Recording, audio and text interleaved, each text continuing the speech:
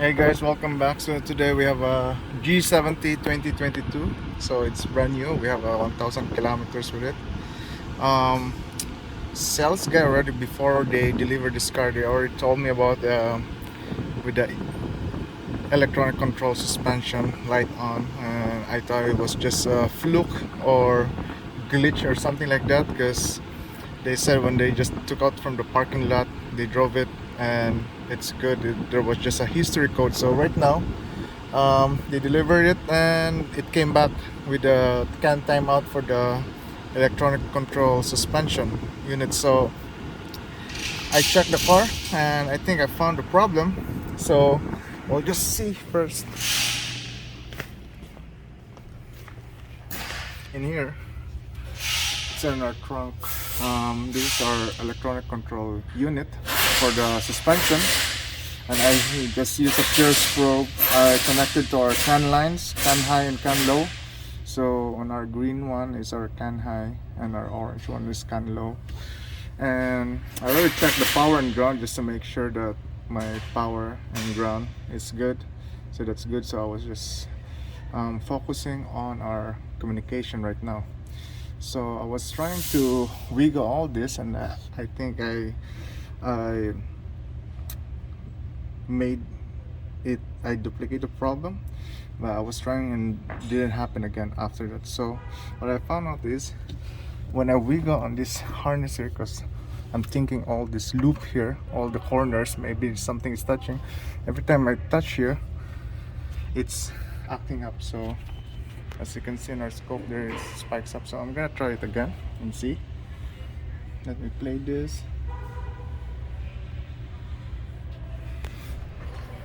So I'm gonna grab this whole thing here. This is I think this is one of the communication connector here, but it spikes up. So I'm thinking it's touching to power. So you see that, and our ECS will go active.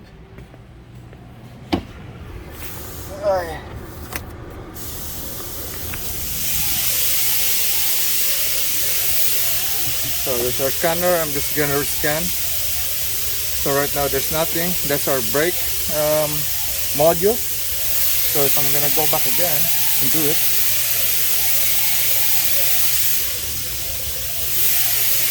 so I'm gonna scan it and see.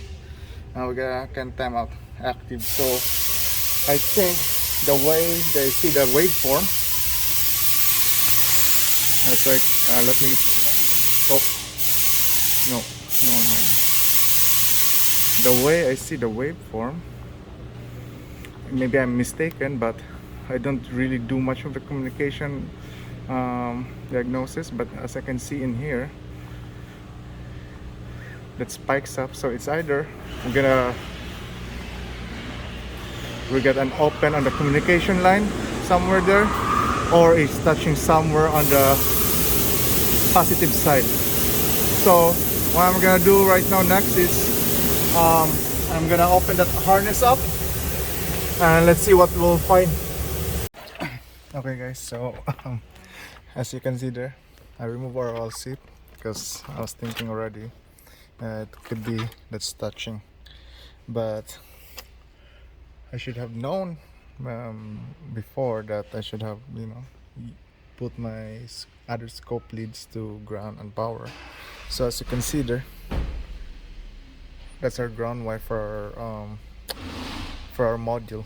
So it's not attached. So every time I move the harness, it's touching to the ground. So as you can see there, that my yellow channel, that's my ground. So I'm just touching on and off that ground wire. And first thing I noticed when I hook up my ground wire to my, so I hook up my yellow channel on the ground wire going to the module. As you can see there, it's showing 8 volts or almost 8 volts. So we're dealing with the voltage drop on our ground side or an open, and then That's our problem.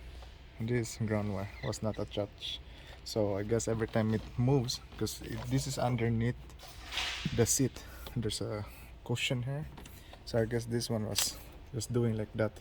So every time driving around and goes over bumps, it open circuit, and so that's it.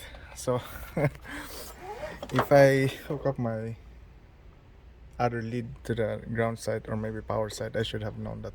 So at least I know now that that kind of jumping on that, um what do you call that, on that communication lane, maybe it's an open or it's losing ground. So um that's it, guys. So I hope you enjoyed the video. I didn't uh, make a video the whole process where I take it, because it's gonna take too much time. So I'm just gonna put everything back together, connect our ground side for module, put it back there, and we'll go for a test drive, and that's it. Okay, guys, so what I learned on that diagnosis on our communication, um, I should have included our power and ground, even though I tested it that it was good on static, because the problem was when I wiggle test, that was the when the problem starts happening, right? So I should have maybe leave my test light or hook up my other channel on my scope, because if I hook it up on the power or a ground side, I should have seen that before when I start, wiggle the harness, and I should have seen which voltages are high or low. So um, I hope you enjoyed that, um, and that's it. Thank you for watching.